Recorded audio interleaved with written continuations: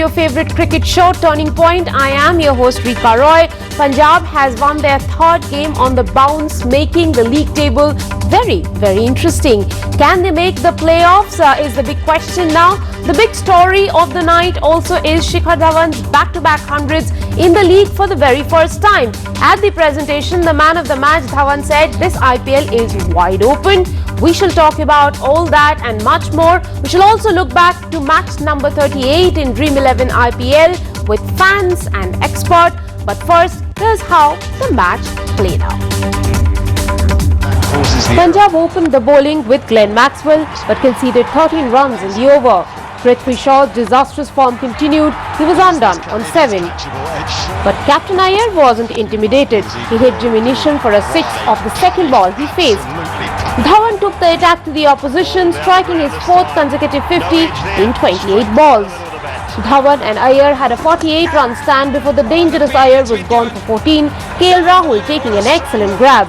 And then the Delhi Southpaw moved to 5,000 runs in IPL cricket. Oh, that's more than just a 6. Even though Shikhar held up one end, wickets kept falling at the other. Pant gone trying to take on Maxwell, Delhi 106 for 3. Dhawan was on fire. He made IPL history, stroking back-to-back hundreds for the first time in 13 years. Kings 11 Punjab fought back, restricting Delhi to 164 for 5 as Shami pitched 2 for 28. But Centurion Dhawan remained unbeaten on 106 of 61 balls. On Tuesday night, the orange cap holder KL Rahul was deceived in flight by Akshar Patel in the third over. Then it was universe boss time. Chris Gayle made the most of some pedestrian bowling by Deshpande, picking 26 runs. Already offside. This was just the matchup the fans were waiting for. Gayle versus Ashwin, the spinner going through the gates of the West Indian great for the 5th time in IPL. And then Punjab lost Mayank Agarwal due to a horrible mix-up. Trouble. After Gayle finished his carnage, it was over to another Caribbean player to light up the stage. Nicholas Pooran played some exquisite shots en route to his 28-ball 53. Glenn Maxwell too played a handy knock of 32.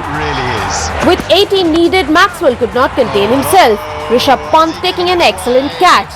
Jimmy Neesham then finished it off with a maximum, Punjab winning by 5 wickets. And let's show you how the batting cards look like. First up, the Delhi batting card.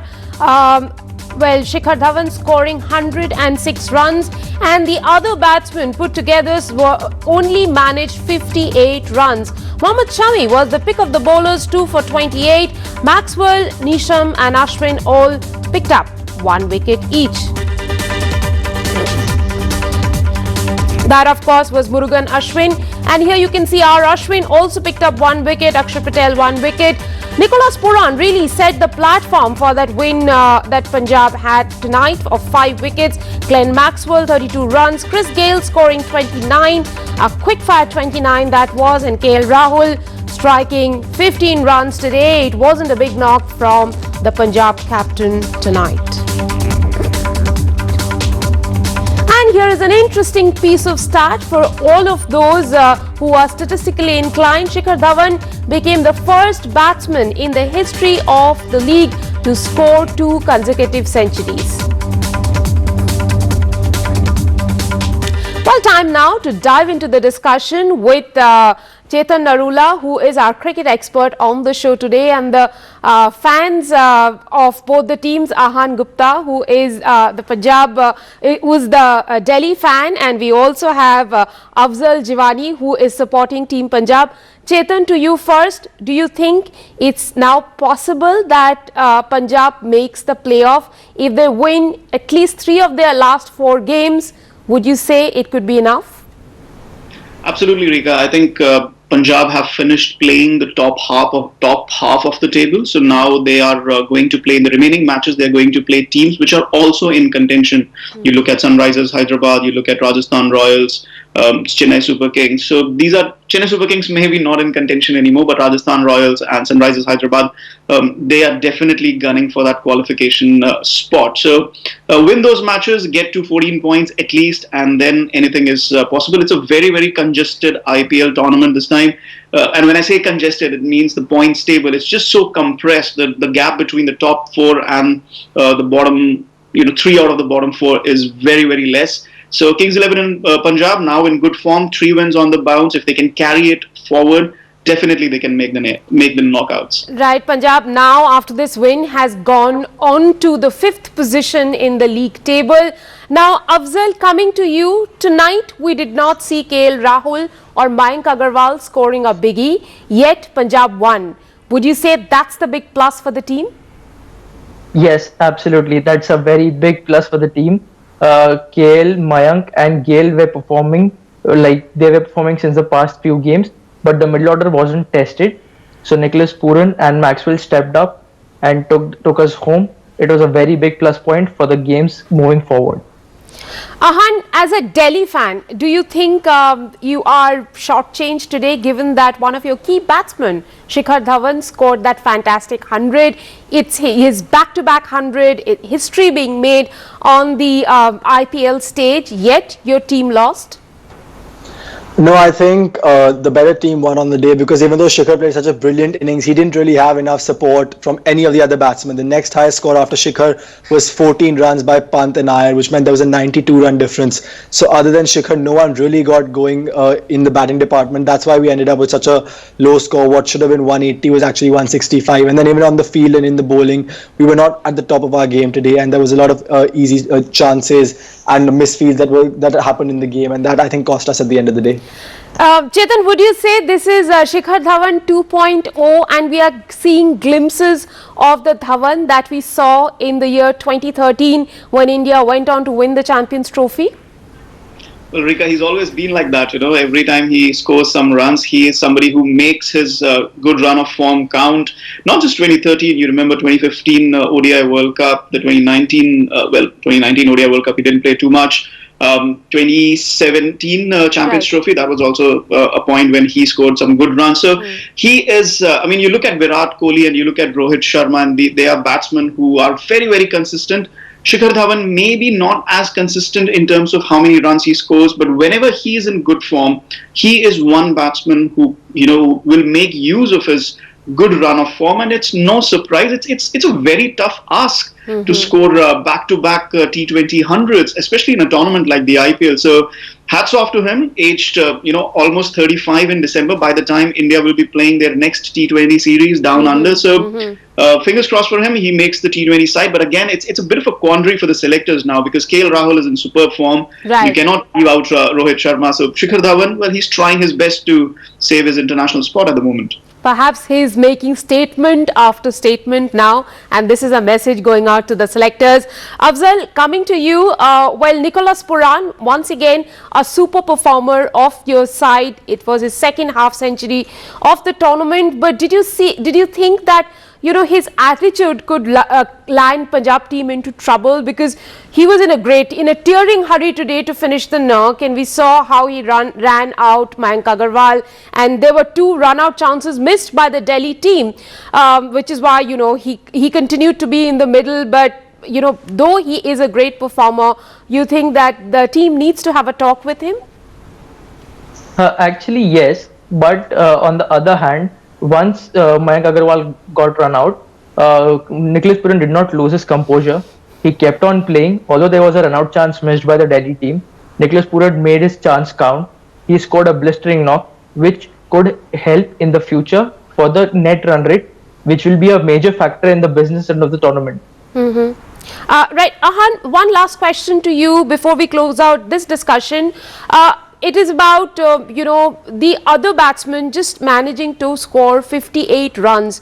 Would you say that, the 20 runs which could have happened did not happen because of the fantastic bowling effort by the Punjab team led by Mohammad Shami? Yeah, I think definitely Punjab's death bowling today was brilliant. I think after the super over, Shami's got more faith in his Yorkers again, and I think his last 2 overs, he bowled about 8 or 9 Yorkers, which was really tough to get away. And the one time he didn't bowl a Yorker, Dhawan cut him for 4 behind point, and even Arshdeep bowled some really good Yorkers in Right. his middle overs. So yeah, I think that bowling restricted us, but our batting should still have scored at least 15 to 20 runs more than what we did. Right. Gentlemen, do stay on with me. I have little more to discuss with you. Now, meanwhile, Owen Morgan, the captain of Kolkata Knight Riders, has spoken about mental health during a discussion he had for a charity. He said, we managed to fulfill all our international fixtures for the summer. That was an unbelievable achievement for the teams that came across, and commitment that ECB showed. The level of dedication from staff involved was extraordinary. We are extremely fortunate enough to be back playing cricket, but to keep that level of bubble for 12-month period or 10 to 12 months that we normally travel, I think it's untenable. I don't think it's possible. I actually think it's probably one of the more challenging times for anybody involved in cricket industry. He also says, as a team, we have accepted that guys will come in and out of the bubble as they feel it's affecting their mental health. Their health is a priority, so I do think we'll see more players pull out of toss. That's just the reality of things, and I don't think people should look down on it. They shouldn't feel like they're not doing their job or not committing to their country. You can drill a player both mentally and physically, and it can cause extreme burnout, which nobody wants to see. Now back to you, Chetan, just discussing mental health of the players, which also has been in a discussion during IPL in Bio Bubble. Do you think that, after playing such a long tournament, staying in the Bio Bubble, players will be ready for international commitment almost immediately, moving from one bubble to another bubble? It's the big question of this time, isn't it, Rika? Because you look at the Indian tour, the impending Indian tour of Australia that's coming, and both the Australian players who are part of the IPL and the Indian cricketers, they have to go to Australia immediately, and they have to quarantine immediately, and they have to stay in that bubble so that they're able to play for the next couple of months. So it's a huge challenge, very, very big challenge. Kudos to the England, West Indies, and Pakistan teams that did it in the summer. England are planning another camp before they fly out to Sri Lanka and then India, and again that will be bubbles. So this is the major challenge of our time right now in 2020 and 2021. And Morgan is not wrong when he says that you'll see more players pull out. Jofra Archer has also underlined the same. He actually I don't want to mention it, but he almost stepped out of the bubble in the English summer. So it's not going to be easy for players, for broadcasters, for anybody who's involved in this or any tournament actually. So like I said, kudos to them, and it's a big challenge of our times. Afzal, coming to you as an Indian fan, and purely from the point of view of a fan, if an Indian player is to exit the bubble, the Bio Bubble they will be in the next tournament, will the Indian fans forgive him? Are the Indian fans mature enough today to forgive him and not join the troll army? Yes, because the fans have understood that the IPL has already taken its toll on the Indian players. As the situation in India is not like other Western countries, wherein they have overcome the virus. For us, it took us 7 and 8 months to resume cricket operations. So it will be difficult for the players naturally to be inside the bubbles for so long, and it should be okay to allow the players some time off or include the players' families in the touring party so that they don't feel left out and they don't and it doesn't affect their mental health. It will be difficult for the players, it will be difficult for organizers, it will be difficult for everyone moving from one bubble to another. Thank you very much, gentlemen, for joining me on the broadcast at this hour. Now, if you have questions for our experts, you can tweet to us at Cricket Ndtv and #Turning Point. We shall pick the best ones every day and get you the answers on the show.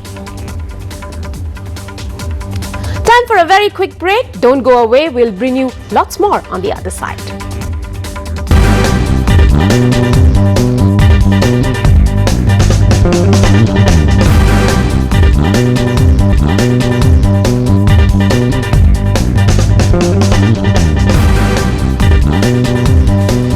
Welcome back. Now we have the first ever COVID-19 substitute in cricket.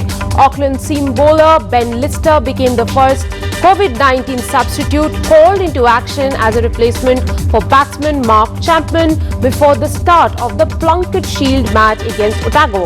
The ICC approved COVID-19 substitutes for Test cricket in June and various domestic competitions that have started since, having followed similar guidelines. Now, if you are a super fan of an IPL team, you can send us your videos on Twitter, tag @cricketndtv and hashtag Turning Point. Tell us what makes you a super fan. We should play the best videos on Turning Point every day.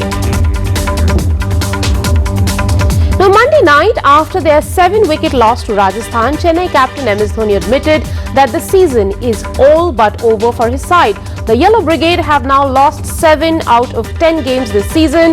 The 3-time champions have so far managed to make it to the playoffs in all 10 seasons that they have been a part of the league. But this year, the streak is likely to come to an end. MS Dhoni played the 200th IPL game on Monday night, the first man to do so. But there is another history that is staring at his Chennai team too. The 3-time champions are unlikely to enter the playoffs of the tournament for the first time. Dhoni says that they weren't really there this season. Insecurity is something you don't really want to prevail in the dressing room. Fair enough, this season we were not really there.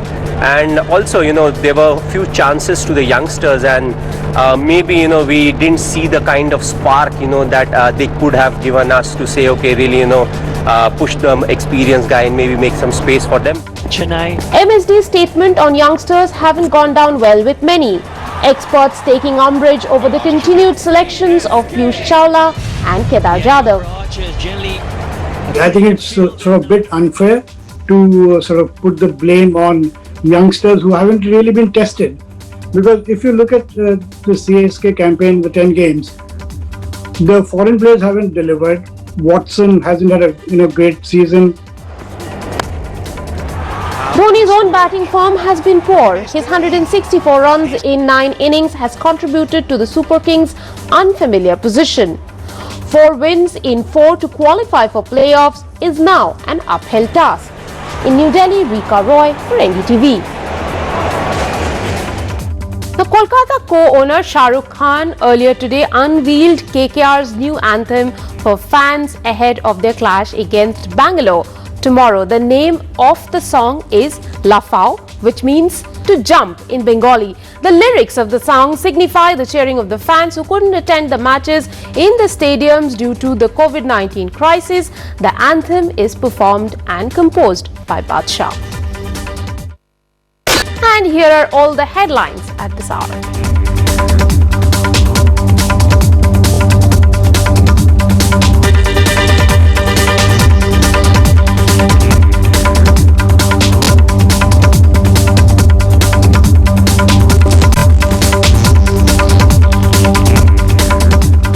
Before we go, here's a quick programming reminder. You can catch us every day at 4:30 p.m., 7 p.m. and 11:30 p.m. only on Turning Point. Well, that's it from me and the entire Turning Point team. Thank you very much for watching.